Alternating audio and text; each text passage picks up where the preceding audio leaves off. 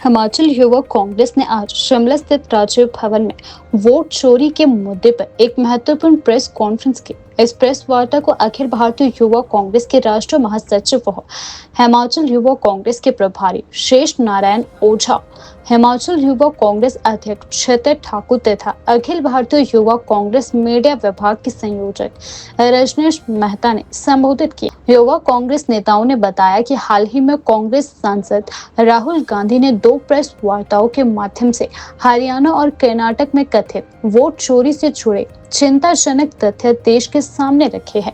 उन्होंने कहा कि इन राज्यों में मतदान प्रक्रिया के दौरान गंभीर अनियमितताओं, संदिग्ध गतिविधियों और लोकतांत्रिक प्रक्रिया में हस्तक्षेप के संकेत मिले हैं।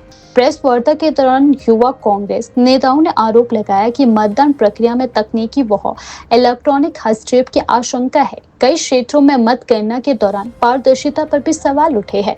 मतदाताओं की सूची और ईवीएम से संबंधित शिकायतों को गंभीरता से नहीं लिया गया है। शेष नारायण ओझा ने कहा कि जब राहुल गांधी हरियाणा में वोट चोरी की बात उठा रहे थे, तब भी कई अंतर्राष्ट्रीय संस्थानों की रिपोर्ट चुनावी पारदर्शिता पर सवाल खड़ी कर रही थी। हरियाणा में वोट चोरी की बात जब राहुल गांधी जी कर रहे थे, उसमें एक मामला सबके संज्ञान में आया कि एक ब्राजीलियन मॉडल का नाम बिहार की वोटर लिस्ट में है। और जैसा कि आप हमारे पीछे बैकड्रॉप में भी देख रहे हैं, हमने यहाँ पे लगाया है।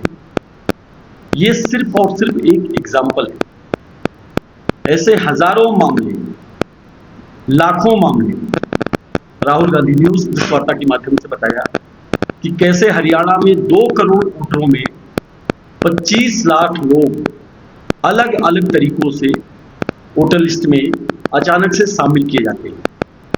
और हरियाणा का जो रिजल्ट है, उसमें जीती हुई पार्टी और हमारी पार्टी के बीच में लगभग 22 से 22.5 हजार वोट का ही अंतर होता है।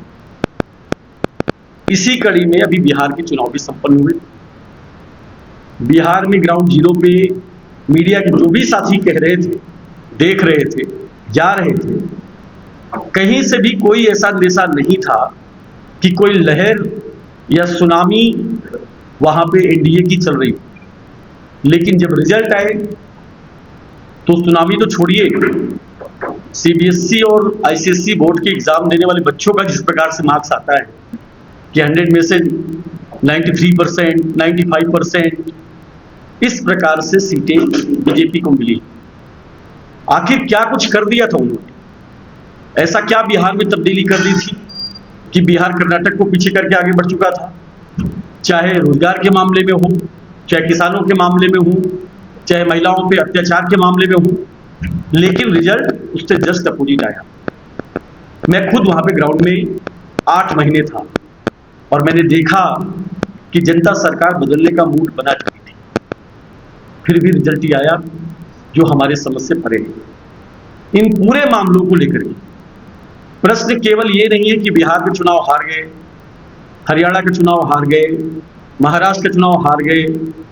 प्रश्न ये भी है कि भारत का एक ऐसा इंस्टीट्यूशन जिसमें भारत में चुनाव को सुचारू रूप से संचालित कराने का जिम्मा है, वो पूरी तरीके से संघ की गोदी में बैठ के, बीजेपी की गोदी में बैठ के उनके हिसाब से डिसीजन ले रहा है। मैं कुछ क्वेश्चन रेज करता हूं। महाराष्ट्र और हरियाणा के इलेक्शन हमेशा समय पे एक साथ हुआ करते थे, लेकिन क्या कारण था? कौन से नक्सली हरियाणा में पाए जाते थे जिसका आधार बना करके उस चुनाव को डिले किया गया और महाराष्ट्र का चुनाव कराया गया? कारण में जब हम जाके देखते हैं तो पता चलता है कि हरियाणा में लाकड़ी बहना के नाम से पैसे भेजने में सरकार के पास फंड नहीं था। उन्हें 3 महीने का समय चाहिए था। जब वो समय मिल गया और फंड रिलीज होना चालू हो गया तो चुनाव आयोग इलेक्शन की घोषणा कर देता है।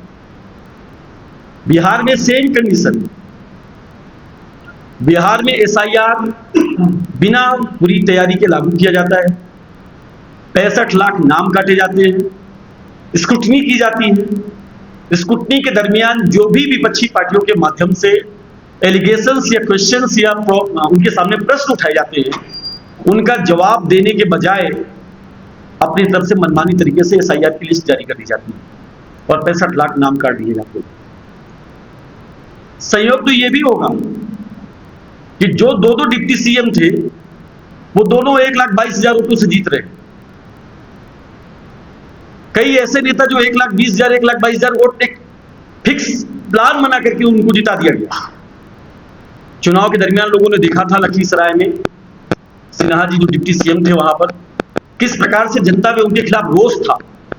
इवन वो अपनी सरकार पे प्रश्न उठा रहे थे चुनाव वाले दिन, लेकिन जब रिजल्ट आता है तो 1,22,000 प्लस वोट पाकर के चुनाव जीत जाते हैं। तो आज यूथ कांग्रेस न केवल हिमाचल प्रदेश में, पूरे देश के अंदर जनता की आवाज बन करके इस लड़ाई को लड़ने का काम कर रही है। क्यों? क्योंकि जब लेवल प्लेइंग फील्ड ही नहीं होगी चुनाव के लिए तो चुनाव का मतलब क्या रहेगा।